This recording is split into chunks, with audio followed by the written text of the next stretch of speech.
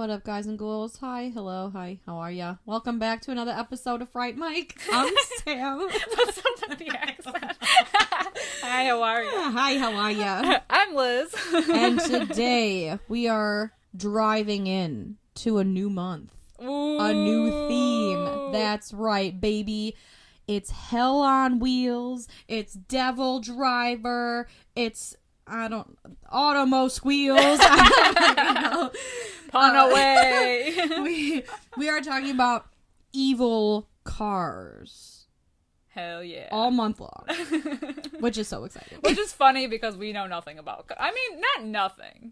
Like, we know little about cars. Yes, we know a little, but our husbands / others. fiancés know a lot. We should have had them guest on. We should. Oh my god, especially for this episode. Ooh, this is a good one, though. Because when I tell you, Luke and I watching The Car. So we're doing Christine versus The Car this week. Just to get that out of the way. We were watching The Car, and he was like, oh, bruh, yeah, and this, and about this, and then Christine, did you know that about Christine? Oh my god. Calm down. Right. Was he sweating by the end of it? He was just, every time he opened his mouth, just car noises. Get like horns came, just bah, bah, bah, bah. That's what it sounds like to me. Exactly. That's how it was when we were watching Christine. Like, I love Christine, but he was just like, oh, that car, the Mustang, oh, the God. Right. Did you see that Jesus. Coupe de Ville? What the fuck? Wow. I know, well, like, Luke especially, he not only looks at the cars in the foreground, but he'll look at the stuff in the background and be like, you can tell this was filmed in 2008, because that's and this is set in 2001. I don't think so. Oh, somebody's editor wasn't paying attention. Oh, did you see that car in the background? Oh my god! It's like, oh my god, no, I didn't. I didn't see. I didn't notice. The continuity is shit. I know.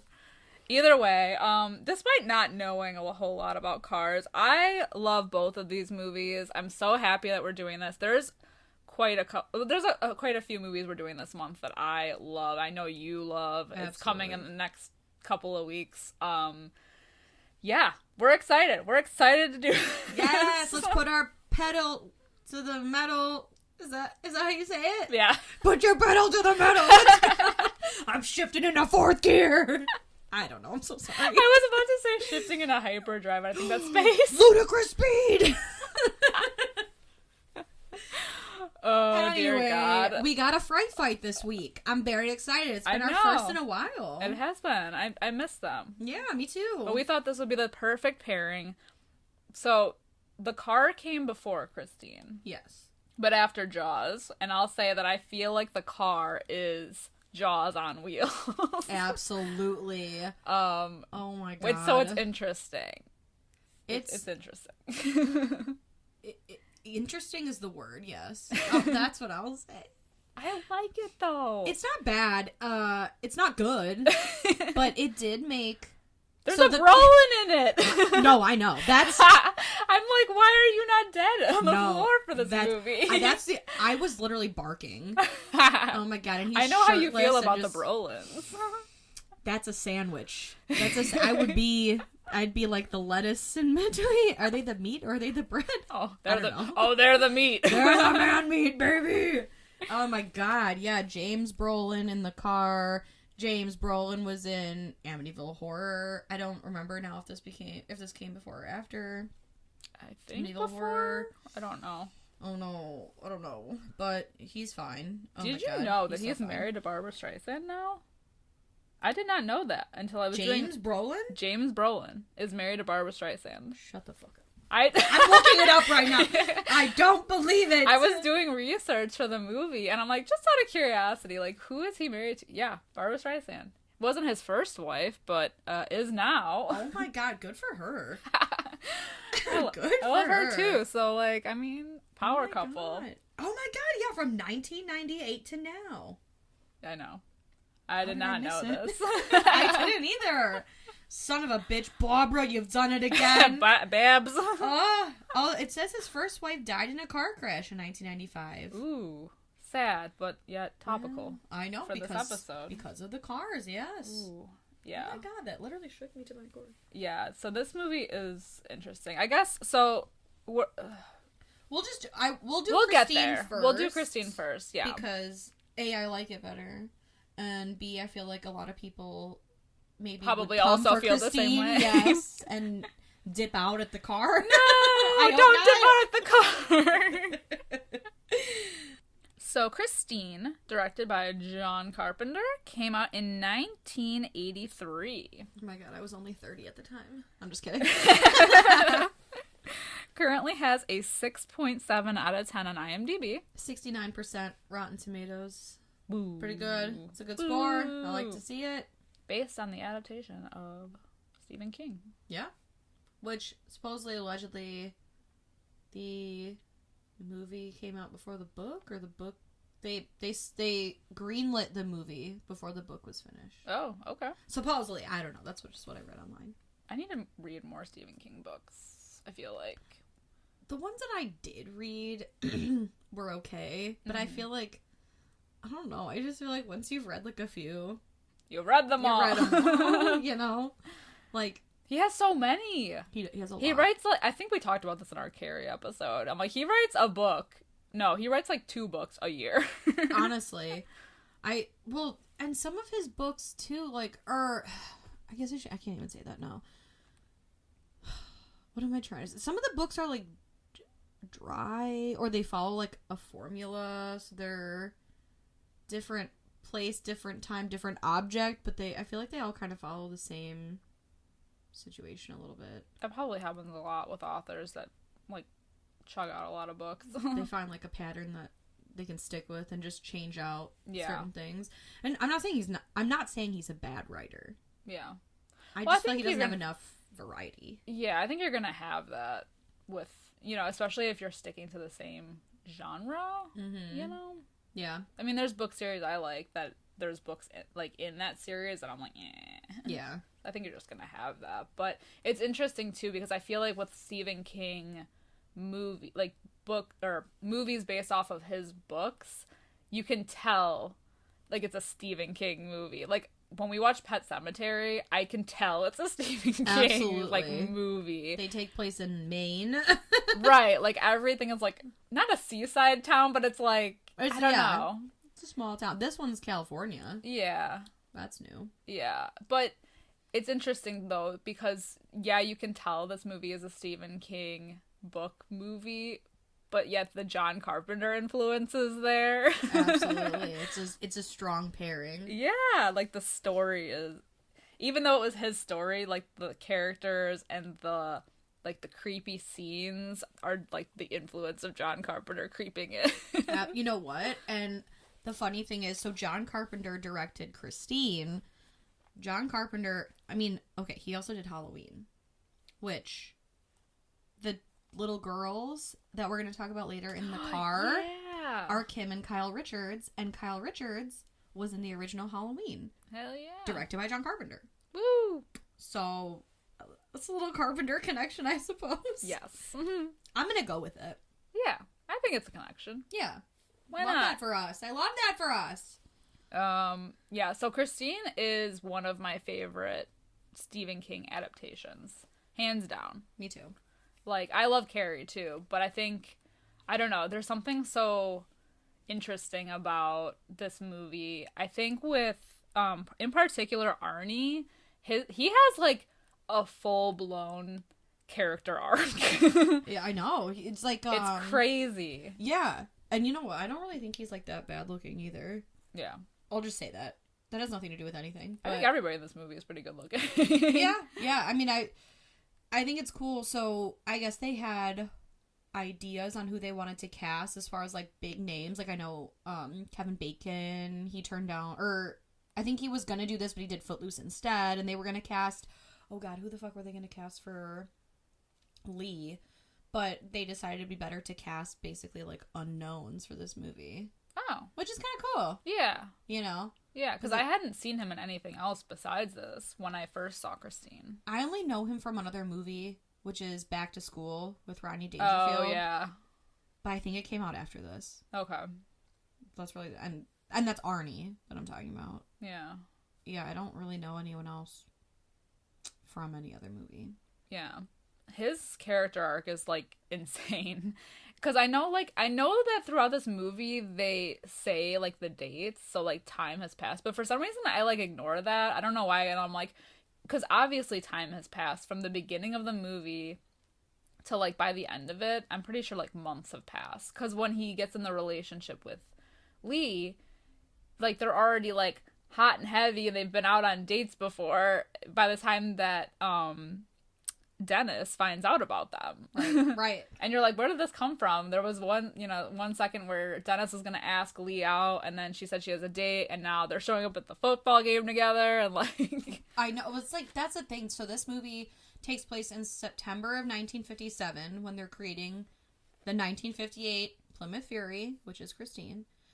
And then it immediately jumps to September of 1978, and I believe goes through until January. Yeah, because there's a Christmas scene. Or there's a scene where they're walking outside and there's Christmas lights up. Yeah. So it does go over a couple months, but it seems like it's a lot longer than that. Yeah. To me. It does feel like that. Yeah. But it's weird, though. I, like, don't pay attention to the dates, but I know that, like, a lot of time has passed because of, like, hints that they give you. Mm-hmm. So, let's talk about Arnie and Dennis's, like, unlikely friendship. I know, it seems like sandbox love, you know? Like, they've been children. friends for a long time. Yes. They have, like, such a sweet friendship, I think. Because, obviously, like, Dennis is this, like, popular-ish jock. He's the star of the football team, and Arnie's, like, this nerd. But, like, he almost, like, looks over him. Like a big brother relationship, you know? Absolutely. They're adorable. I love them. I don't appreciate that Dennis is trying to get Arnie laid, which, like, I understand. You know, it's like high school guys do. The initiation. Let Arnie fucking live, you know? And he's like, oh, you're carrying around your life savings between your legs. Maybe the kid doesn't want... I mean, I don't know. Yeah. But, like... Yeah, he kind of, like, razzes him about that, but I don't know, maybe that's what guys do, but... I feel like he makes up for it with the bullies, though. He does. He stands up for him when it counts. And I know we talk about this a lot on the podcast, but, like, these bullies look like they're 40. I literally wrote that. I said, why is Buddy 40? He looks like a 40-year-old John Travolta, like, Aldi brand. Like, the Aldi brand John Travolta. Who's 40. And picking on Arnie, who looks... like he's in his 20s, but still, you know, like he looks significantly younger, and they're the same age in the movie. They pass for high school seniors. It's fine. Like, they're about to go to college, but like these guys, come on. I know. He's taller than the teacher. Buddy is old. He has, I mean, for high school kids, he's got a lot of pubic hair. He's got a lot of hair. He does. It's crazy. And bringing the switchblade to school, and then he's like, I don't know, he gets a little, like, Tourette's-y for me in that scene, because he's like, I can take you whenever you fuck. It's like, oh, okay. It's the hostility. I know, it's crazy, but I don't know. It's nice that Dennis comes in, he's like, where's Arnie? And they're like, he's in the shop. Buddy is picking on him, and then he immediately comes. Yeah. Like, this isn't his first rodeo defending Arnie. Exactly. He's just always been a good friend, I think. I'm sure it takes a toll on you, too. Yeah. You know, always being the one to kind of, like, stand up for your friend. You gotta teach him to stand up for yourself and have that confidence, but... Yeah. Which he does eventually. Oh, he sure fucking does. And he gets put under the spell immediately when they're driving home, and he just, like, it's like he senses that Christine is there. He's like, whoa, whoa, whoa, stop, Yeah. go over there. He spends $250 on this car, which is like, I swear to God, there was like a family of squirrels living in the back bumper. This shit is like fucking busted. But they meet the old guy, LeBay, who he buys the car from. Also, LeBay, I don't know if that means anything, but I just thought like the leader of like the Church of Satan or whatever, Anton LaVey. Oh, yeah. Sounds very similar. And then in the car... I believe it's the beginning of the movie. You can hear somebody speaking, and I think it's Anton LaVey reading from, like, the Satanic Bible or something. Whoa. And there's a lot of 666s in this movie. Even in just that scene. Really? Yeah. Oh, I don't remember what he says now that I'm thinking about it. But he said, like, oh my God, what did he say? There was 2, like, instances where he mentioned the number 6. Interesting. Yeah. Oh, no, it's killing me now. It I just can't think remi- about it. I don't know why that reminded me of Viago from What We Do in the Shadows. It's June 6th at 6 p.m. 666. Oh my god. Yeah, but he's like immediately. Like, he doesn't give a shit about the history of the car, about the state of the car. Yeah, he's like He not wants it. listening to this guy, and he's giving him a backstory. I remember one of the instances of the 6th. It was something about 6 weeks. He bought the car with 6,000 miles, or I'm That's sorry, what it is. 6 miles on it. Yes. 6 or 60 miles. Yeah, something with the mileage was, he bought it like 6. There was like 6 miles on it when he bought it. Like, fresh off the assembly line. And I don't remember the other ones, but I do remember that. There was something like, about, he said after that about something about 6 weeks, like, I don't remember. It's gonna kill me. Something with his brother and being married, because he mentions that it was his brother's car, and his brother had killed himself, and their like 5-year-old choked to death in the car, and the wife killed herself, and it was like a mess. So he was like pleading with his brother to get rid of the car. Yeah. So unlike the movie The Car, which we're going to talk about next, we do get a backstory on the car. Right. This car. We don't get like much of a backstory, but in the beginning, so the movie opens up with kind of Christine's birth. Yeah. A little bit. It's like literally on the assembly line. Right. 1957, Detroit, the fucking cars are being produced, and Christine is the only one in red, and she's the hood is up, and the guy's checking, and he's got his fingers kind of gripping the hood, and so she slams her hood down. She gets a taste of that blood, and then that guy gets in it, and he's dripping his fucking ash everywhere from his cigar. She fucking chokes him out, I assume. Yeah. And his body falls out. It wouldn't surprise me. There is a lot of like Satan, like devil talk. I mean, the car is on fire at one point, chasing someone. So good. And then the movie does open with the song "Bad to the Bone." Exactly. I love it. Yeah, but it's crazy because the transition from the car going from like a piece of shit to a work of art is like Arnie also. Right.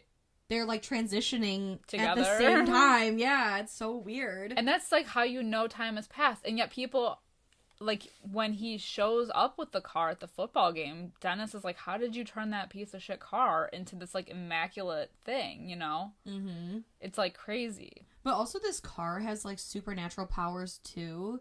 I mean, I get it. It is a demon car, so yes. But I just think it's interesting when Lee is inside the car, the car is able to, like, when the guy in the beginning, when he's dropping the ash everywhere, she kills him, he's in the car, or the guy with his fingers, he's touching the car. I almost feel, now how do you feel about this? So like at the football game, Dennis sees them pull up, the car is beautiful, Arnie's got Lee, whatever, they're kissing, and then he gets hit really hard. Yeah. And ends up in the hospital, and we find out he can never play football again, and if it was like 1 centimeter over, he would have been paralyzed or whatever.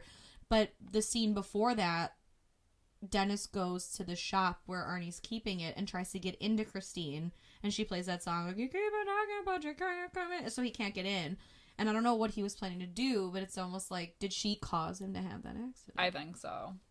And he wasn't even near the car. Yeah. You know what I mean? She got her, like, I think that was, like, her warning.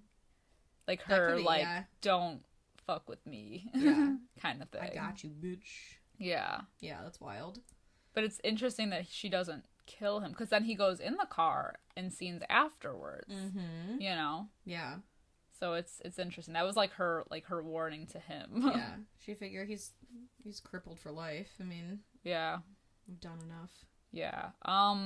And with like, so like just going back to like Arnie's transition of like just being this like nerdy bullied kid, and his parents, oh my god, his parents are assholes. Yeah, the mom sucks. They are awful. Like, no wonder this kid, like, a part of you, like, when he buys the car, they find out he buys the car, they're giving him shit for it, and you almost kind of feel for him. Like, he's like, this is like the one thing he's done for himself with his independence. I mean, he's a senior in high school. He's being picked on at school. He's being picked on at home. Yeah, they're like, why would you ever not consult us about buying a car? And we don't want you to have this car, and you can't leave it in our garage. So he has to go and drop it off at a whatever, the like the mechanic, auto shop. the auto body Darnell's warehouse. Yeah. And it's like you almost feel for him in that instance, like, yeah, like you should have this. I know. And like Dennis sees it too. I feel like a part of him is almost proud. Like even though he kept telling him not to get the car and the car was a piece of shit and it was such a waste of money, like I think that scene in the kitchen where he's finally kind of standing up for himself, I feel like Dennis is like low key like cheering for him. He's in the corner like, yes. Yeah. Because he knows, like that's when you can tell that they've been like friends for a really long time. Yeah, for sure. It's just interesting. But they're the worst, man. His mom's a straight up bitch. Yeah. So he has to take it to the DIY garage, which I don't know if is that like a thing? You could just take your car there and work on it and use their stuff. I don't know. Of all the cars that I've ever bought and fixed up and worked on, which is none, I don't know. Yeah. I don't know. But then we know time has passed because he goes there and he fixes up the cars and he works for the guy there. And then, like, the next scene basically is where the car's, like, all fixed up. And now Arnie's already changed. Like, he changes how he dresses. He doesn't have the glasses anymore. He even changes how he speaks. Yeah. Like, the he's not LeBay stuttering. guy. Right. And LeBay uses, I mean, he's an old guy. Obviously, his brother bought it brand new in the 50s, so, you know, he says things like, oh, shitter, and, you know, stuff like that, which people weren't really saying, I guess, in the time that this movie takes place. And Arnie starts to adopt that kind of almost like old school 50s like a slang. greaser. Yeah. He even dresses like one with, He like, does. the leather vest and, like, his hair is all, not, like, you know. Yeah. It's in, like, mousse. Right. And Christine, she plays 50s and 60s, like, Moon and June music to communicate with him. Yeah. You know what I mean? And he talks to her. He does. I guess the actor that plays Arnie said that whenever he had to do scenes with her, he would picture the car as a woman, and any part of the car he touched, he would visualize what part of the woman that would be. Ugh. But, I mean, I guess you gotta do what you gotta do if you're supposed to be playing this kid who's like sexually attracted to a fucking car. I mean, You know? there is this is a very sexual movie. It is. Like, so Buddy and his gang, they break into Darnell's and fuck up Christine so bad, like beyond all fucking repair, essentially. The amount of cars that they went through in this movie is insane. Really? Like, they went through, what is it, like 37? I don't even remember. It's a lot of fucking cars.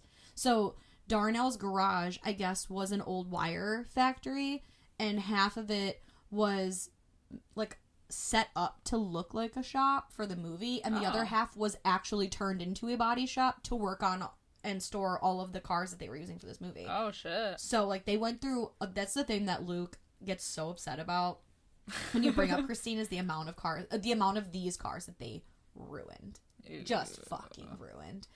And, they destroy her, and he comes in and, like, you know, to see her, and she is obviously totaled, and he talks to her, and he, you know, he does that thing like, okay, show me, and she fixes herself. That was while like he watches. the most erotic scene. I know, the music, it was like the lighting. It's just so weird because the second that he says that, it's like you're almost picturing like how it would be in like those those movies where like noir movies where like the girl's like undressing in front of the the guy. You hear like the low, like the sax, like yeah. It's so weird. Yes, it's really. But I think it's erotic. It's supposed to be. Yeah. Oh, just going back a little bit. So like the whole scene in the drive-in with Lee, that's like one of my favorite scenes. I don't know. I just love that scene when he, you know, the windshield wiper gets messed up. She expresses that she doesn't like the car. There's something not right about it. Like, the situation is weird. He gets weird about it. He gets possessive over her, and he spends more time with the car than he does with his own girlfriend. And so she, like, is eating, like, a sandwich or something. It's a burger. And he's locked out of the car, and she, like, the car chokes her out. And it gets really bright in there. And it's really bright, and the music you can see from swells. the outside, right? Yeah. And it's it looks so cool. Right. Well, it's funny, the actress that plays Lee, she's a vegetarian. Oh. And she ate that burger. For the scene. So scene, the choking was real. Right? I'm pretty sure I read that. I'm sorry, Lee, if you're listening. And that's not true, but she does. So she does have a twin sister. Oh. And I guess she brought her to set one day and put her in the scene as Lee. And they were, like, joking around. It was, like, Invasion of the Body Snatchers. Because they were like, did you fire that actress? And it turns out it's her twin sister. I guess the twin is actually in one of the scenes that's in the movie. Oh. I just don't remember which one. Oh. But I thought that was fun, right? Yeah. Little fun fact. Yeah. I swear I remember hearing that she was a vegetarian. But she ate that burger, bitch. You do what you gotta do to survive. Exactly. Yeah, but that whole scene is phenomenal. Yeah. No, I love that scene. And then she literally almost dies. Yeah. I'm actually surprised that, like, Christine didn't try to kill her sooner. I know. Just because they've been dating for so long, you'd think the jealousy would be... But I wonder if it's because then it's officially expressed that Lee does not like the car and is trying to take time away from the car. Like, wants to take Arnie away from the car. Like, she didn't want to kill her, she just wanted to drive her away. Exactly. So that she caused, like, the tension between them. Mm-hmm. Ooh, maybe. Because Arnie was still spending more time with Christine than anyone else. So it's like, well... Yeah, that like, never I'm changed. the number one girlfriend, you know? He even, and he didn't, like, try to change that. He would say, like, that's ridiculous. You're being ridiculous. He never tried to be better. Right. I think he was just too far gone at that point. It's just funny, like, just, like, a snap of the fingers and he is possessed. Oh, yeah. Almost right away. Like, even when they purchase, like, even when he's writing out the check for $250 for LeBay, when they first, or I guess even before that, when they first show up, he's like, how much do you want for the car? Whatever it is, it's not enough. Like, blah, blah, blah, you know. He is put under her spell. Immediately. It's insane. I know we're jumping around a lot, so it's like... I know, I'm sorry. But it's true, though. Like, his progression in this movie is what makes it, like, ugh. I know. Like, crazy. Yeah. Do you think Christine, like, chooses who she wants? You know, because she could have easily... No, I guess she could have picked Dennis, but he already had a car, and he wasn't, you know... I wonder if it's one of those you prey on the vulnerable, the weak. Yeah, she can sense that Arnie is needing something more. Yeah. Oh my god, I hate saying that he's like weak, but because I feel bad for him. Yeah, his character. But yeah, I think essentially she knows that she can possess him easier. Yeah. Than most. But it's crazy too because she possesses him in the beginning, and it's almost like it's for the better. Like he's finally getting. Like, he's taking charge, you know, he's standing up for himself, but then it becomes too much. It's not parasitic, because then that means that the parasite is hosting, or feeding on the host, and the host doesn't get anything. What is it when the parasite is feeding on the host, but then the host is benefiting? Ooh, I don't know. That's a thing, and I feel like that's what the relationship they have. Like, they're both getting something They're friends out of with it. benefits. Exactly. FWB, baby. I don't know. It's definitely an influence. An unhealthy one, I guess. They're a toxic relationship. Oh, for sure. Yeah. Maybe one of the most toxic relationships exactly. of all time in the history of cinema. Toxic because of the gas. Yeah. And the pollution. I mean, because when he eventually does, I mean, he gets, like, brutal with his parents, even. Mm-hmm. I mean, they're assholes, but, like, he tries to choke his dad out. Yeah. Yeah. Like, he gets aggressive towards everyone. Because when the bullies destroy the car, he blames them. Because, you know, if the car had been in their driveway, none of this would have happened, and they're selfish and everything. Yeah. And then he has that line when he goes to visit Dennis in the hospital about, you know, like, do you think, like, parents are, like, mean to kill their kids? Yeah. Or destroy their kids? Right. He's like, do you ever realize it's a fact of life that really parents are trying to kill their kids? And because they can't, he says, like, they can't face getting old. He says they don't want me to grow up because then they'd have to face getting old. Which is fucking insane. It's true. It's true, yeah. It's true. It is, because you watch somebody grow up, and as a child, they progress so much more like so much. I guess they advance so much and change so much, whereas an adult, you're really stagnant and you look the same for a while, and then you're just essentially watching yourself rot. Yeah. Getting wrinkly and old and frail, and everything's like busting, you know. So to watch somebody go through their youth is to recognize in yourself that you don't have that. Right. And them crippling Arnie in that way makes them, in their mind, you know, it's like a denial of the age. Yeah. No, I totally get that. As someone who has a kid and I see her grow every day, it's like a reminder that I am also growing. Right. And I don't like to think about it because it sends me down like a spiral. Absolutely. But it's insane. Like, you don't think about it, you know? Yeah. Like, time just passes and you don't feel like, you know, you're different. I mean, you do feel different when you feel like shit, but for sure. You, like, don't realize time has passed. And so, like, that, like, resonated with me, that line, because I'm like, oh, God. It's true. It's something I've always thought about, just in my own selfishness. Because for a long time, I don't have children, and for a long time I didn't want to have children, because it was kind of like looking in that mirror, you know? Yeah. You can see time passing through someone else, and you're like, oh my God. Exactly. But you know what? All of you guys have kids, so it's like I'm not fucking escaping it anyway.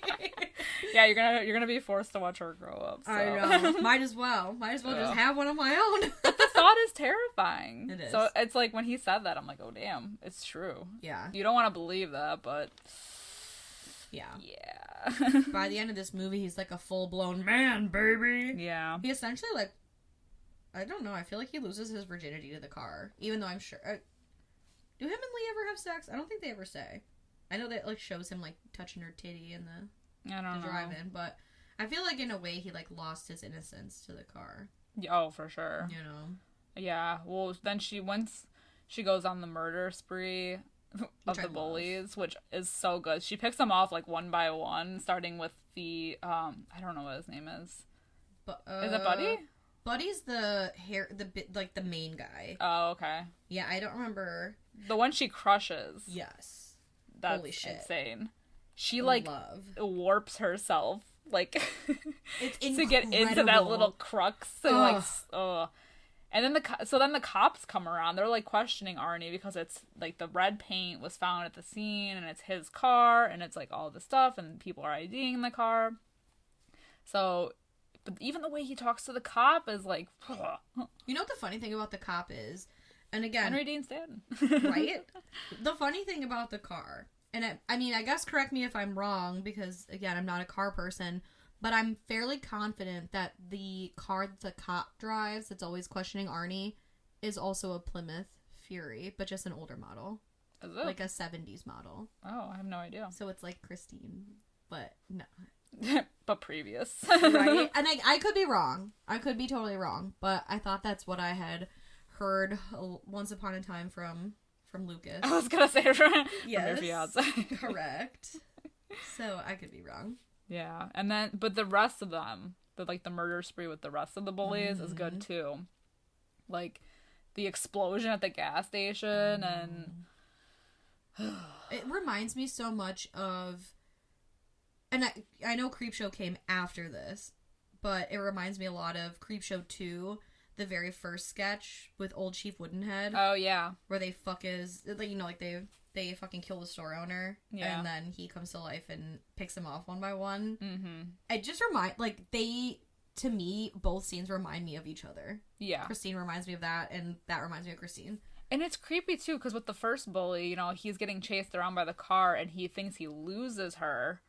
And then you just see in the distance the two headlights, which is also something in the car that I want to talk about. So, like, but it's creepy, you know? It's like that like, background shot, and he doesn't see right away. And oh, my God. It's like, you cannot run it, man. It is very Jaws-like. So much like that. Mm-hmm. Yeah, like, you see it in the distance, and it's coming closer, and it's... Ooh. I know.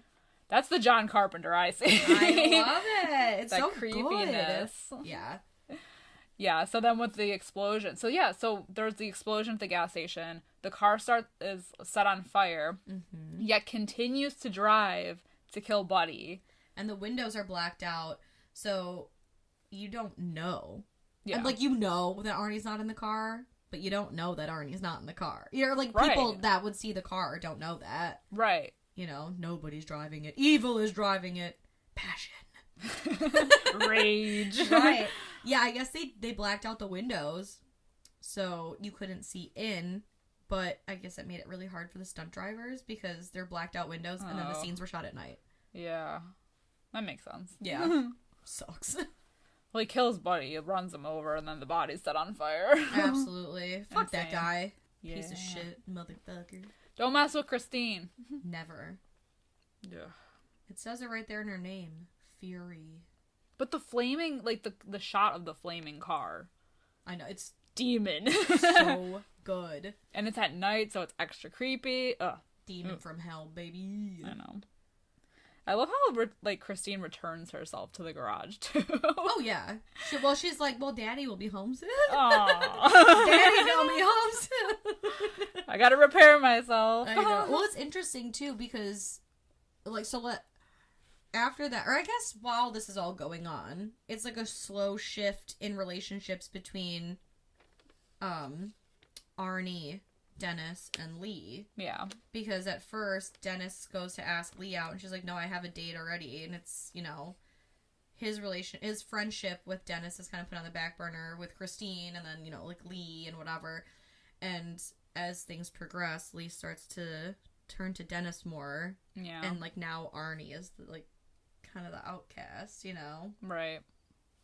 And yet they always have his best interest. I know. Well, I guess that's how you could tell they're good people. Yeah.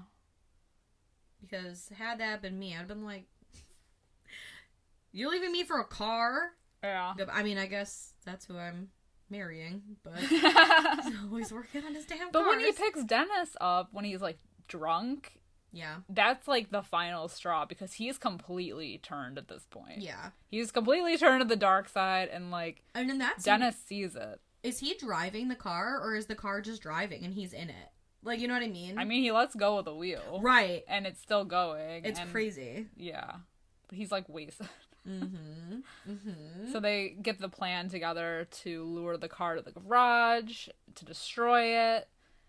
And then, but that's the scene that's crazy is, like, and that always makes me kind of jump every time. Yeah. When they think it's Christine coming and it's not, but she's, like, in there already. Mm-hmm. But Arnie's in the car. Surprise, motherfucker. Yeah. I know. The end of this movie, it's so sad. It is sad. Arnie, like you said, he's fully turned to the dark side. He's got crazy eyes. He's unhinged. Yes. But it's so sad otherwise, just because he really let it's being possessed. Like, you don't have control over yourself in a way. No. You know, I don't know why. I always feel bad for him at the end of this movie. Well, yeah, because Christine controls the car, crashes it to try to kill Lee, and he goes flying through the windshield. Yeah. She kills her love. Right. I don't know. I just feel so bad. He doesn't deserve it. And he was a dick. Yeah. But I'm just like, this But he poor was nerdy under kid. the influence. I know. Love drives you mad.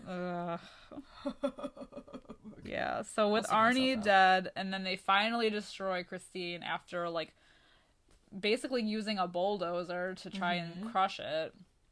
Man, she comes back, though. She tries to, like, heal herself while he's crushing her. She truly does. She's like, oh, hell no. She's putting up a fight. Right. Do not fuck with a woman scorned. Oh, my God. I know it's nuts. Yeah. But, of course, what is dead can never die. No. I like the radio psych out at the end after they're at the junkyard and it's cubed. I know. I'm like, what? But then she moves. She do move. She do be moving. What is dead may... What is it? What is dead can never die? What is dead may never die? What is dead may never die? Christine Greyjoy over here. Oh my God. I fucking love this movie. It's so good. I know. Alright, let's get to ratings. What would you rate Christine if you were to rate her? It's hard. I love this movie. I'm gonna go like 4.75 out of 5. Oh shit. I really like this movie. I'm gonna go 5 out of 5. Yes! Yes! I love this movie so much. So much. It's a joy. I don't even know why I'm going like 4.75 out of 5, and I'm like, I want to give it a 5, but I shouldn't. Fuck it, I'll 5 out of 5. 5 out of 5 from the both of us. It's such a good characters, like solid, like a good amount of creepiness. The actors sell it. Oh, so good. You know, like Arnie Cunningham. Yeah. Getting it on with that car, essentially. I mean, his character arc is probably one of like the best I've ever seen in any movie. I know. Truly. It should be like an episode of My Strange Addiction. Yeah. You know? I feel like there was one. Oh, yeah, the guy was like fucking his car in the tailpipe. No. You know? Moving on. Oh, yeah, I guess so now we'll move on to the car. Moving on to The Car, which came out in 1977, currently has a 6.10 out of IMDb. That's not much less than Christine. No, not really. But it does have a 28% of Rotten Tomatoes. No! So that's much lower. This movie was listed in the top 100 best worst movies. What? Yes. We discovered this movie, my husband and I, during quarantine. It was on Netflix. I'm like, what the hell is this? Like, The Car. I've never heard of it before in my life. What a joy. I like this movie. I watched this movie. So Luke has this on DVD, and he's like, I got it from a car show. And he buys a lot of fucking movies from car shows. But he told me about this a long time ago. Like, back when, like, Fright Mic wasn't even a glint in the eye, you know? And he was like, oh yeah, it reminds me of Christine, but like low budget. Yeah. And I'm like, okay. And so when we were talking about what to do, it was like, well, obviously we have to do this pairing. They are similar. Very similar. But I did watch it for the first time right before this. Okay. So this was a first time watch for me. Ooh. Usually it's the other way around, I feel like. I know. I had not Neither of us this. has seen it, or I haven't seen it. Luke would talk about it. Not a lot, but he was like, "Oh yeah, from what I remember, it's good." So then when I told him I had to watch it for this, he's like, "Well, you're not gonna watch it without me, right? Because I haven't seen it in a long time. I mean, like I remember it, but I don't remember. I want to watch it again." And it's like, oh my god, I'm trying to do my job here. You You're own it, dude. Away. Right? Like you watch it whatever the fuck you want. I'm trying to. It's fine. We're here. We're here. And I enjoyed it. Uh-oh.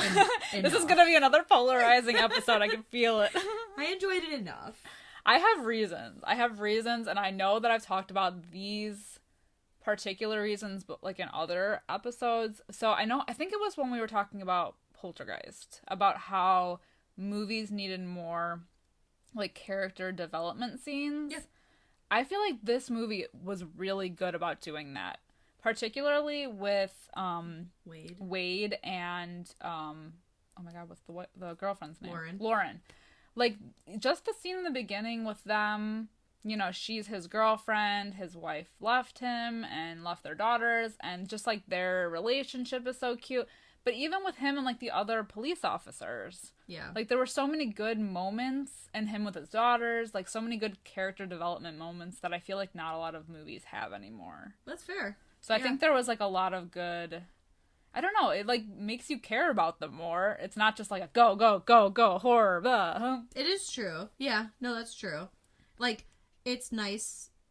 It's nice to see a less than. I mean, I don't even want to say less than conventional relationship, because it is. I mean, he's essentially like a divorcee almost with these two daughters, and he's just trying to, you know, get some. You know, but it's cute that he doesn't want his daughters to see, so she's got to sneak around, but the daughters know about her, and they're like listening at the door. Yeah. I don't know. Yeah. And even when he's taking the kids on the bike to school, you know, they're like, "Oh, why aren't you wearing a helmet?" And he's like, "I'll wear one twice tomorrow." Exactly. Like that's so cute. Like that's just like a moment that's so like simple, and like yeah, it's not necessary to the plot, but it like makes you give a shit about the characters more, so you care about the movie more. True. And I just feel like not a lot of movies have that anymore. That's very true. I mean, not a lot of horror movies have that anymore, but I very much see your point there. Absolutely. Yeah, but this movie just, like, goes, like, right away with the bikers. So this car doesn't get a whole lot of backstory. I don't think we get anything. It's just running wild through the desert. Yeah. This comes out of nowhere. And this car was custom built by George Barris, who did a lot of famous, like, movie cars. Like, he did the Batmobile. I think he did the Stagecoach for the Munsters. Ooh. Like, yeah, he's like a car guy. And I believe this car it's like a Lincoln Continental coupe something. But it's interesting because the way that they built it, they wanted it to have a more sinister look than just the regular version of the car. So I guess George Barris built it. He dropped the hood of the car like a solid 3 inches and made the car a lot, like, longer, and, like, the fenders, I think he made them, like, higher or white something to give it that really, like, elongated, like, very narrow look. Like the Cruella de Vil car. Yes. The Coupe de Ville. Yeah. And it's, like, it looks like it's sturdy. Like, it looks like a box. Like a brick shithouse. Like a demon box from hell. Right. And the windows were dual tinted. So on the outside, they were tinted with, like, a smoky color. And on the inside, they were tinted with, like, some sort of amber color. So when people were looking into the car, you couldn't see in, but the driver could see out. Yeah. And, like, when you're seeing the car driving, like, when you're in the interior car, it's always, like, red. Yeah. And I'm wondering if that's the actual, like, amber color they used, or if they tinted the I was movie. wondering that too, because when we do get shots from inside the car out, like when it's chasing someone or whatever, it is like that ambery, like orange, almost like an orangey red, and right. I'm like, oh, so we're getting the car's point of view. I don't know if it's the same one that they use, or if it's just like a filter, but either way, it's cool. It's very cool. Because we don't get that in Christine, really. No, we never get an interior shot unless Arnie is in the car. Yeah. Yeah. But there's never a driver in this one. Exactly. That's what makes it spooky. Oh my god, I cannot wait to talk about the...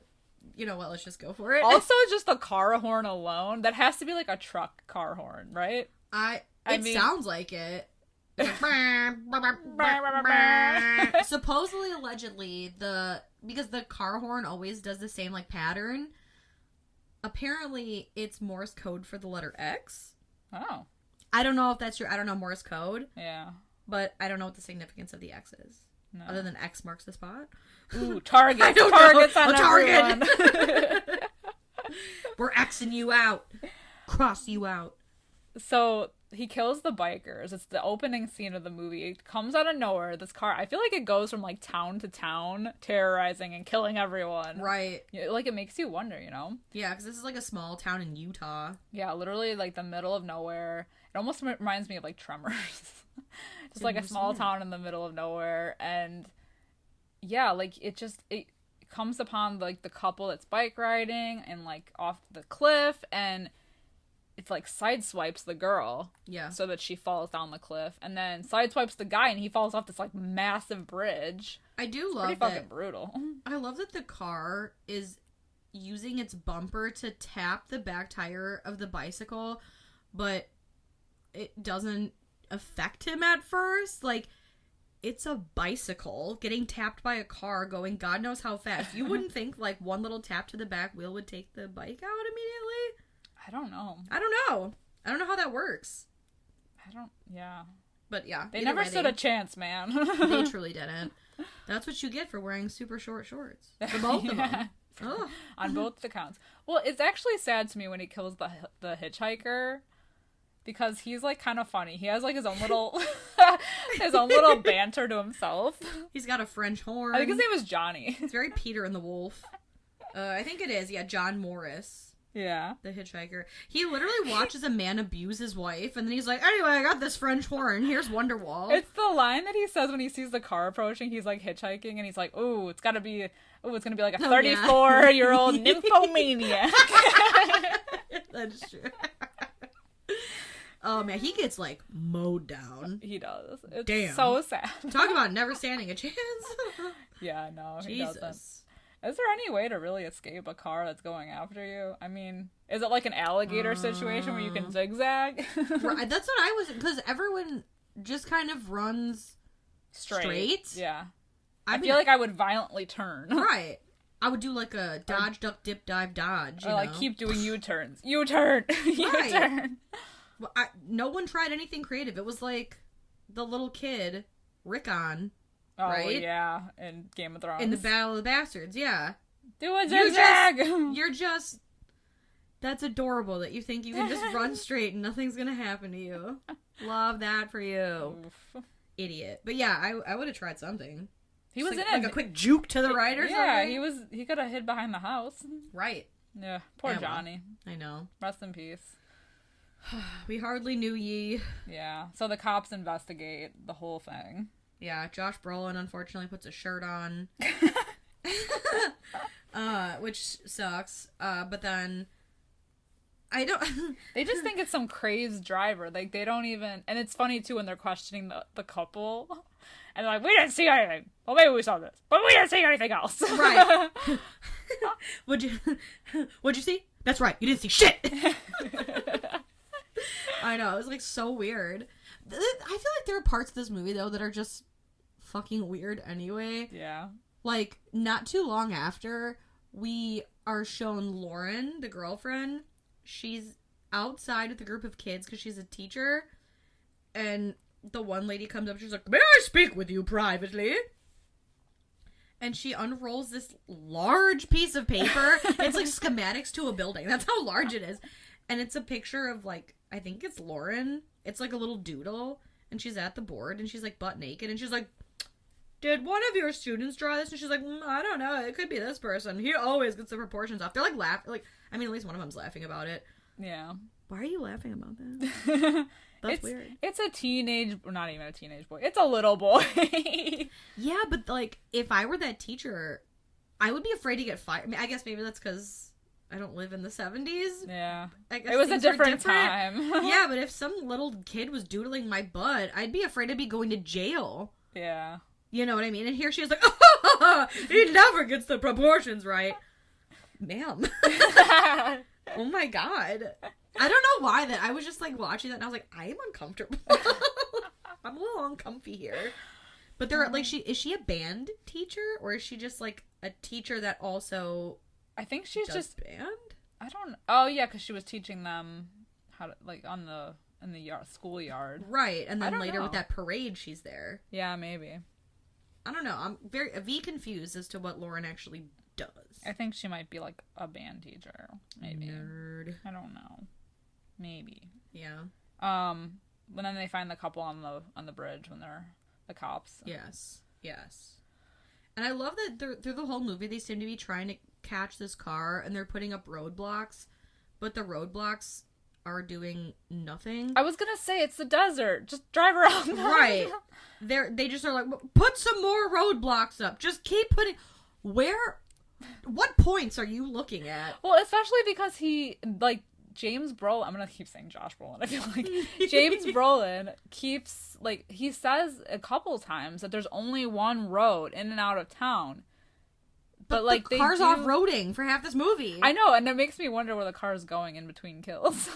He's sleeping. He's going back to his cave. Right. There's a Darnell's garage in the desert somewhere. I know. Maybe he's going back to hell. Yeah. I don't know. He's going back to refuel. Exactly. Because they get into contact with like other towns saying like or keep on the lookout for this guy, and no one ever says anything because he never leaves the town. And yeah, I don't know what the point of the roadblocks was. I don't either. Especially it's the desert, man. Just drive over them. Well, especially because for a while they didn't even know what the car looked like.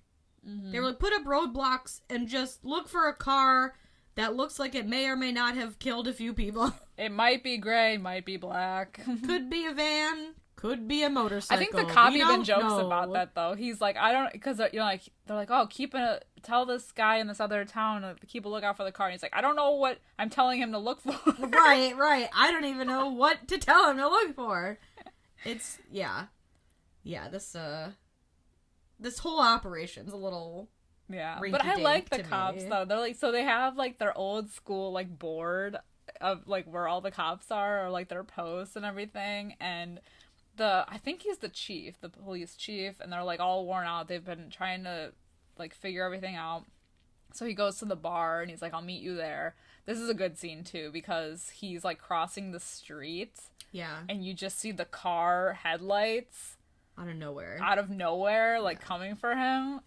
And it literally swerves around somebody to hit him. Yeah. Like the car, it drives. It almost reminded me of the Headless Horseman. Yeah. In a way, like somebody has to be like someone's controlling it. Exactly. Yeah. And that's the thing. Unlike Christine, who like is when provoked basically kills, this car like just doesn't give a fuck. Yeah. It's just barreling down like random people for no reason. Right. This guy said, your French horn skills suck. You gotta go. Yeah. Yeah, your shorts are too short, Mr. Biker. You gotta go. You're in my way. Literally. You're like getting in my way of doing what I want to do. So so it kills the cop right in front of the police station in the middle of the town. Yeah. I thought that was kind of weird though, like the scene right before when he's trying to get that lady whose wife abuses her, Bertha. Oh, yeah.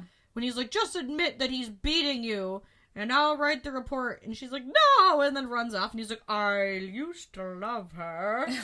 Still do. I don't even remember. Like, he admits that he, like, had feelings for her. I don't even know. Yeah. Or maybe I made that up. No, it That's happens. true, right? Yeah. Okay. It sounds so stupid that I, like, was like, did I dream that? Yeah, but then he gets killed right after, so who really cares? Sad. So then James Brolin's basically in charge. Yeah. He's distraught. He's gonna figure this out. And it's crazy to me that, like, so, like, the next scene is them talking about the parade. Like, oh, should we have this parade going on in, like, the middle of the desert? And, like, he's basically like, yeah, but do it only after 3. Like, which what? I'm like, well, isn't that worse? Right. Because then you really can't see. But also, like, why would you do it anyway? Like, I would be like, there's a mad driver on the loose. Like, why would you have all these people in one particular area at once? And yeah, what does it matter what time of day it is? I'd prefer you not do it. But if you did, do it after 3 p.m. Why? The car killed in the morning, the car killed in the afternoon, and the car killed at night. And you couldn't see it at night. So I feel like it would make more sense to have it during like the 8 day. a.m.? Yeah. Yeah. Bright Crack and of early. dawn while it's still sleeping. Right. Like, what the fuck? But the parade scene is good, though. I did enjoy It's that. another thing that's, like, gradual. And with this, it's, like, when it's near, the wind picks up. Yes. And you're, like, waiting for it. It's, like, winds. in Jaws when, you know, everyone's at the beach, they're having a good time, it's sunny, it's whatever, and you're just waiting for it to come. Yeah. Like, from somewhere, and you don't know where yet. And I just got total Jaws vibes from this scene, because we're, like... And then you hear it in the distance, and I feel like the wind and the horn are kind of like the Jaws theme. The donna. Yeah. It's true. It's good. Yeah, I feel like the scene took up a good amount of this movie. Oh, yeah, the parade. Yeah. Because they're running for a while. Yeah. All over the place. The one guy gets mowed down, and then you have all these kids, and they're trying to, like, have them go up the hill, and they eventually get to the cemetery. Again, reminded me of Sleepy Hollow. Yeah. You know? You not on hallowed ground. Not on hallowed ground. I did think it was a little odd, though. So, like, the car has literally chased a herd of people into the cemetery. The cemetery doesn't really have, like, a gate situation. It's all open. But they're still hiding behind tombstones, even though the car clearly is not coming for them. Yeah. They're still gonna hide. And then, of course, Lauren's like, why don't you get out? Like, essentially, like, get out here, you big pussy. Why don't you show your face around? That's right, you did, you big pussy.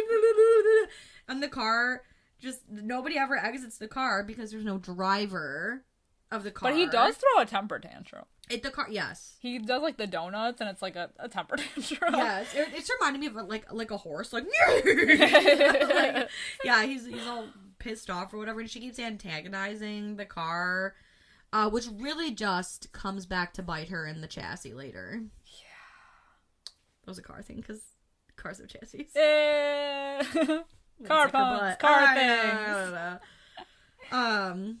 Yeah, she, like, curses the car. So we the know driver. that's gonna be something later. Yeah. The car, like, drives off, I think, right? Because who comes... Yeah, because then You hear, like, the police sirens in the back, right? Yeah, well, so this is part 1 of 2 of, like, the police chases in this movie. So, like, this is the first one, and it's when they think they got him at the top of the cliff, and then it pushes the one cop over the edge. Yeah. Which, okay, I do love that scene, though, because the guy tries to get out of the car, and the evil car just slowly taps its bumper to the car, like, yeah, let me go ahead and close that door for you, actually. And then he goes to get out the other side, and it's just a steep drop. I know. So, there was, like, no way he was getting out of there. He's either jumping or gonna get pushed himself. But it fucking blows up. The car blows up. Now, see, if he were in a Fast and Furious movie,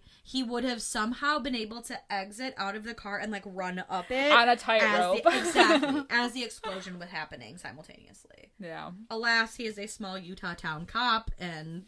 They don't have that kind of budget. No, they don't. I did love that. It's just funny to me that it blows up immediately. Like, it barely rolled over and right was away. Right, like, it didn't touch a bush yet. It was like... Nuts. Crazy. Oh. I really love that scene, though, where, he literally, the car just ever so slightly taps that door closed. Like, yeah, no, I don't think you're, I'm not gonna let you out. I love it. Doesn't that happen in Jurassic Park? I feel like it does. I don't know. It's like, been someone opens years. the car, or, like, a door, and the dinosaur, like, taps it closed. I don't know. He said, let me get that for you, buddy. Why don't you go ahead and tuck yourself back in there? Oh my god, it's been years since I've seen Jurassic Park, now that you mention it. Jesus. With the new one coming out. There's a new one? Yeah. Where have I been? I don't know. Holy shit. All the old casts are coming back for it. Like, the Jurassic Park cast or the Jurassic World? Both. It's like a combo. Combo movie. Interesting. Okay. KO. Right. Speaking of KOs, I don't know where I was going with it, but James Brolin. He has like a standoff with the car. Yeah. Yeah. Yeah. It's like an old Western. It's so. I feel like, again, this movie, he has a standoff with the car, and I do. So both times that James Brolin has a standoff with the car, did you notice there's no music? Ooh, tense. Like, literally no music Maybe at it just all. adds to that. I don't know. It's the tension. Yeah, you're right? like waiting for something to happen. Right. And so he comes up, and the door, like, there's no door handles to the car, but the door pops open. And before James Brolin can, like, look in, the car, I don't know, does some weird, like, juck and jog, like, I don't know, some, like, weird movement.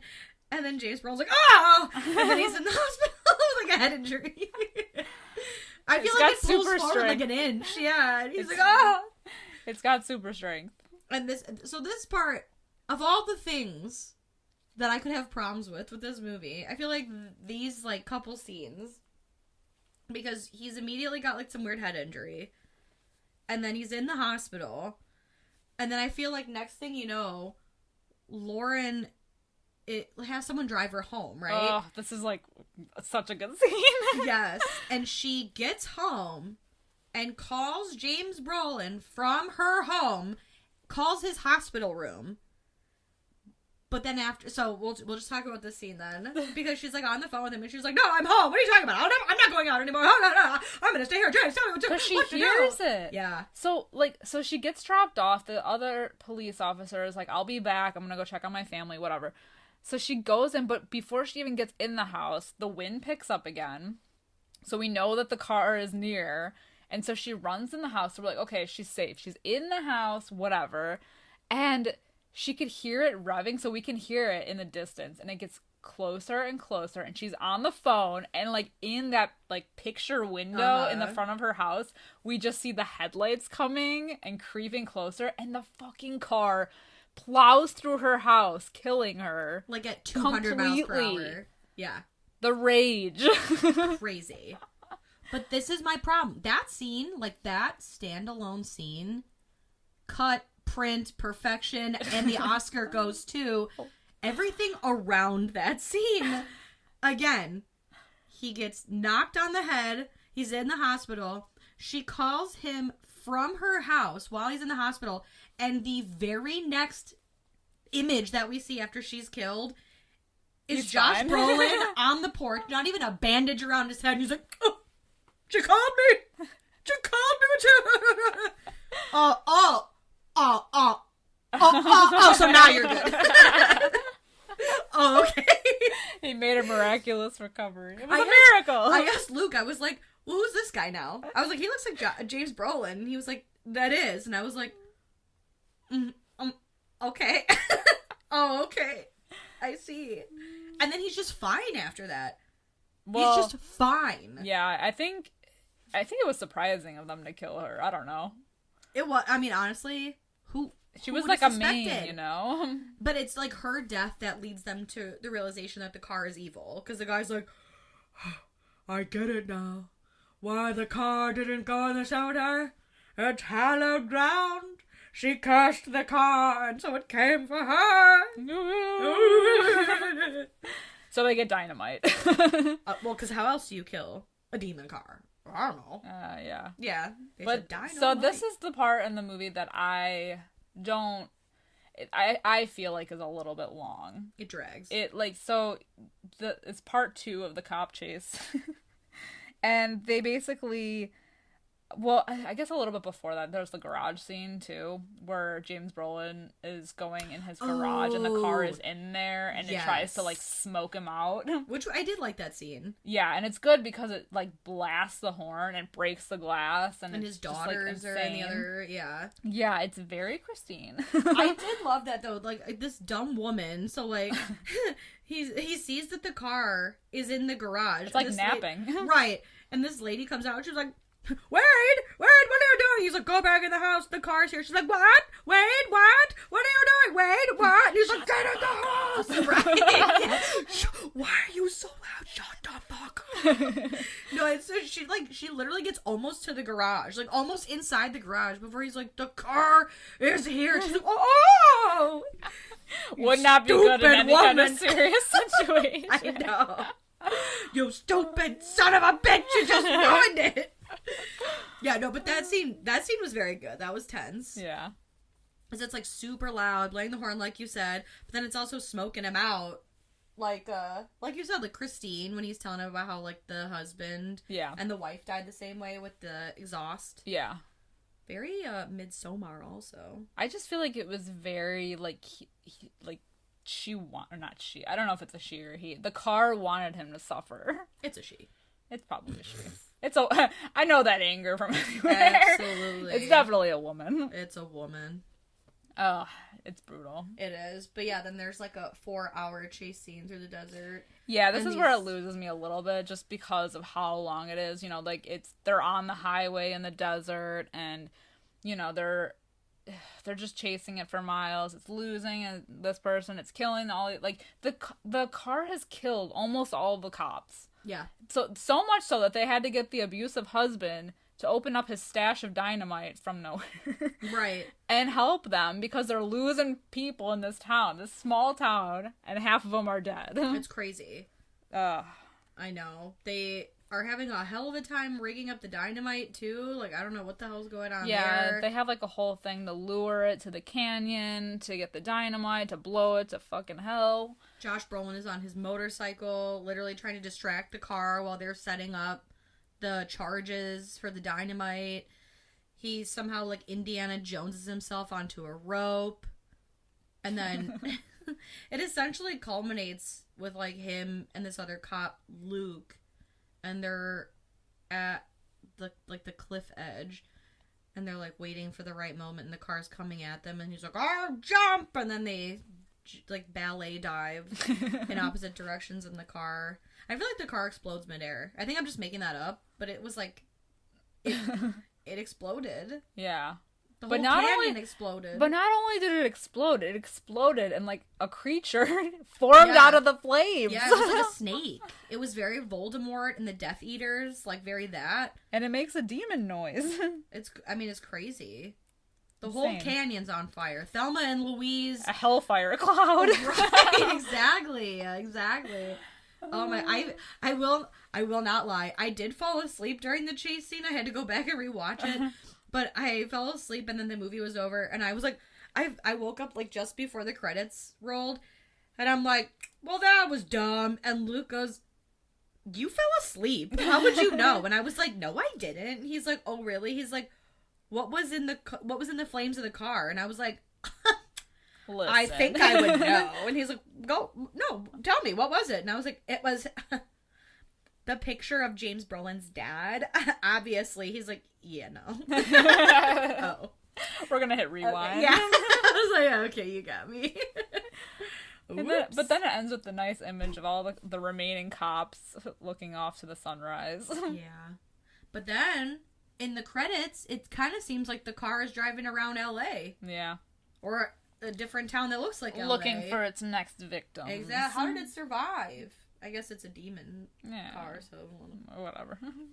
Interesting. Crazy. I like this movie. It's fucking... It's so, like, bonkers, off the wall, crazy. It really is. But you know, I like that. And I liked all the, like, character moments, and the writing was pretty good. I mean, I laughed at a couple of things, so I like the writing, too. It wasn't bad. Like, everybody knows how I feel about movies that came out in the 70s. Yeah. And even though this one did have a lot of dry moments. At least it didn't have, like, the slow pacing, like, all the way through. I was going to say, like, not all the way through. There were moments to get me through the dry spells that this movie does have. Yeah. That I enjoyed. It has something for everyone. There's, like, action and horror and... There's no boobs, though. Some drama. It's missing the boobs. No boobs. Yeah. Oh, well. So, let's talk ratings for the car.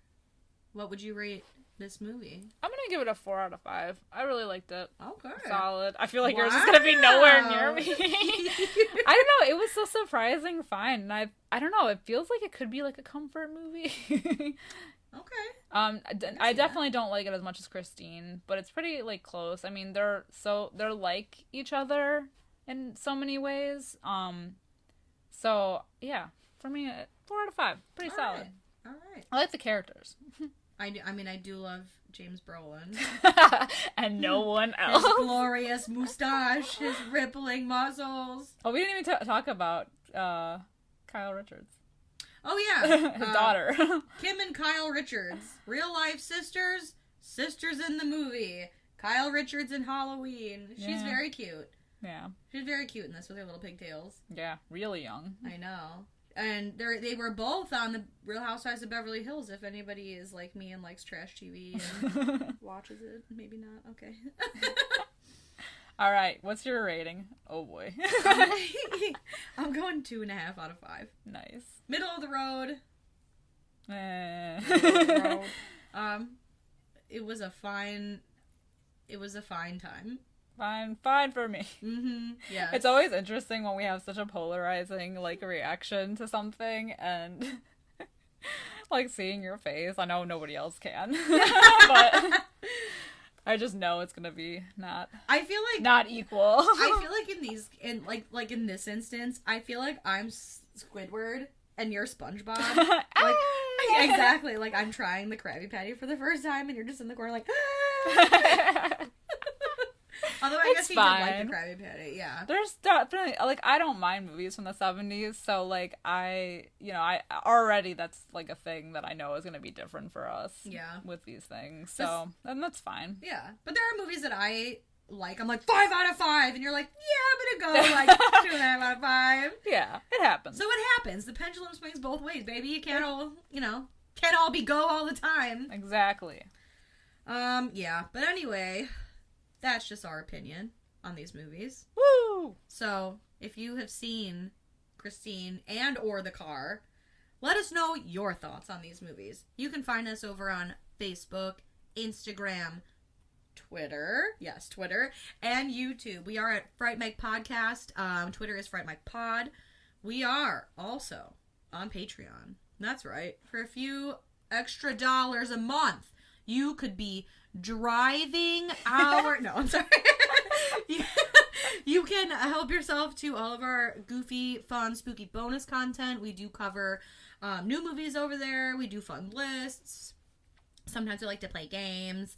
There may or may not be something else that we're working on to bring you guys over there on Patreon, so check that out. Please do leave us a 5-star review, a nice little comment wherever you can. I believe you can do it on Apple and Spotify now. You can at least rate us on Spotify. Yeah. But kindness is free. The ratings and thumbs ups are free. We really appreciate it. It makes us feel all warm in our cold little hearts. And Warm it helps and get our fuzzy. name out there. All that jazz. I think that's it, though. That's all my shilling. You guys know where the Our point dealings is. have been completed. Exactly. Let us know what you think of these movies. Sorry this episode was a little long. That's fine. Christine's great. Exactly. Please go watch these movies. Unfortunately, The Car was taken off Netflix. Sad. Yeah, but I'm sure you can find it somewhere on the cheap. But until next time, I'm Sam. I'm Liz. Rest in peace.